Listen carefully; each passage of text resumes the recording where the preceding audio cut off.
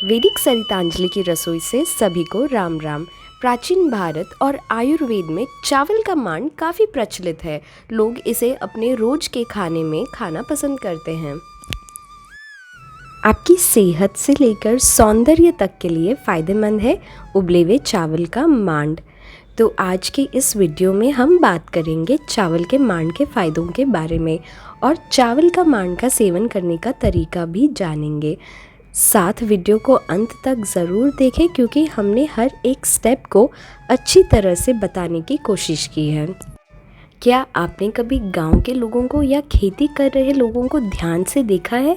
गांव में सभी लोग, बच्चे या बूढ़े, हर दिन कड़ी श्रम करते हैं, अपना सारा काम खुद करते हैं।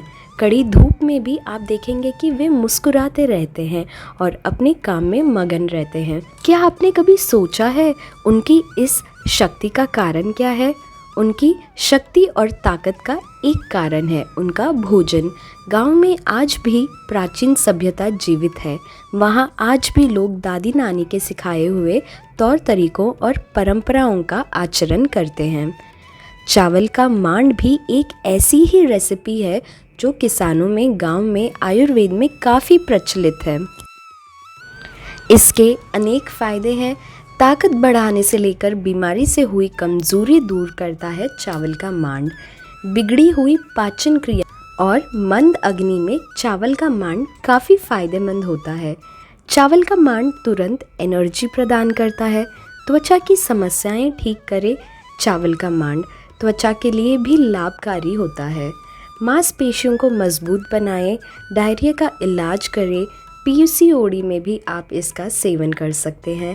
चावल का मांड से हमारे पेट में बसे टॉक्सिन्स निकल जाते हैं और ये हमारी इम्यूनिटी भी बढ़ाता है। भूख खुलने में भी चावल का मांड बहुत फ़ायदेमंद है।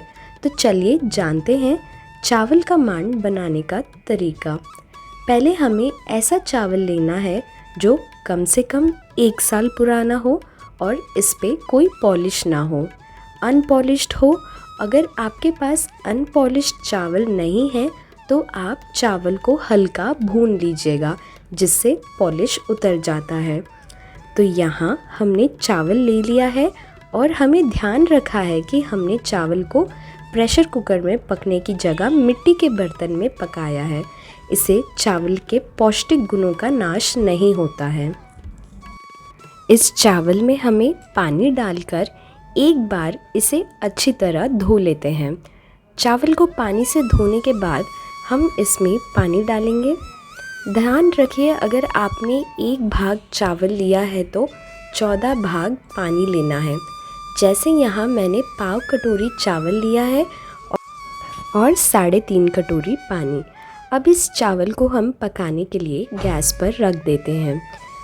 चावल का मांड बनाने के लिए चावल को खुले पात्र में पकाना ज़रूरी है।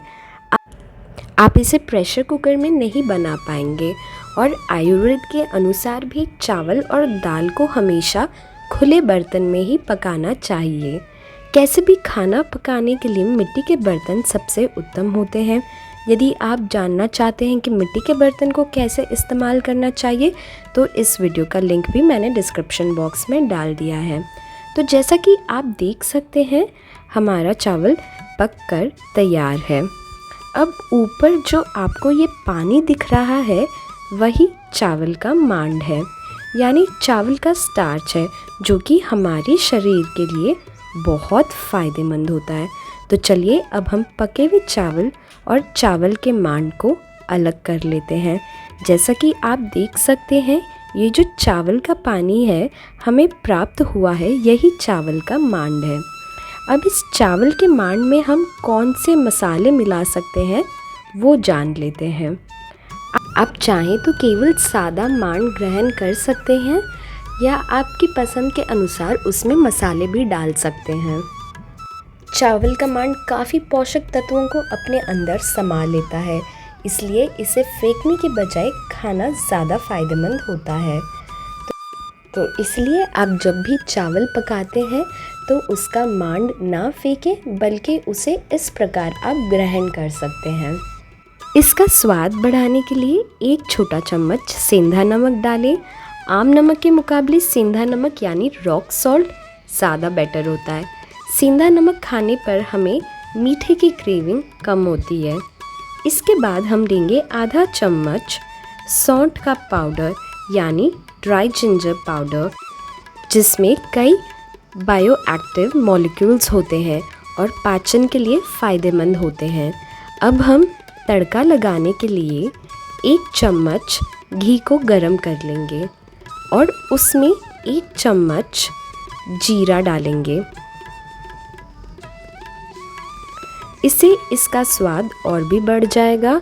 जो लोग वेट लॉस करना चाहते हैं वो इसका सेवन नाश्ते की जगह कर सकते हैं।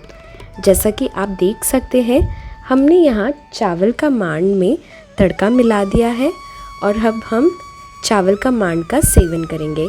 आपको ध्यान रखना है, मांड को हमेशा गर्म ही पीना चाहिए। ठंडा होते ही मांड गाढ़ा होने लगता है, इसलिए आप चावल के मांड को गरम या निवाया ही परोसकर ग्रहण करें। चावल के पानी में फाइबर की भरपूर मात्रा पाई जाती है, जो मेटाबॉलिज्म को बूस्ट करने में मदद करता है, जिससे डाइजेशन भी दुरुस्त हो सकता है। जो लोग नियमित तौर से चावल का मांड पीते हैं, उनके शरीर का तापमान संतुलित रहता है। अब हम बात करते हैं कि किन्हें चावल के मांड का सेवन नहीं करना चाहिए। अगर आपको डायबिटीज़ है या शुगर है तो आप चावल के मांड का सेवन करने से बचें, क्योंकि चावल का मांड शुगर को बढ़ा सकता है, जिससे डायबिटीज़ वालों को नुकसान हो सकता है। यदि आप खाने की जगह मांड का सेवन करते हैं तो वे आपके वेट लॉस में काम आएगा, पर यदि आप खाने के साथ मांड का भी सेवन करते हैं तो इससे आपको वेट गेन होगा। और यदि आपको ये हमारी वीडियो अच्छी लगे तो इसे लाइक, शेयर, कमेंट ज़रूर करिएगा। हमारे चैनल को सब्सक्राइब करिएगा। आपका धन्यवाद।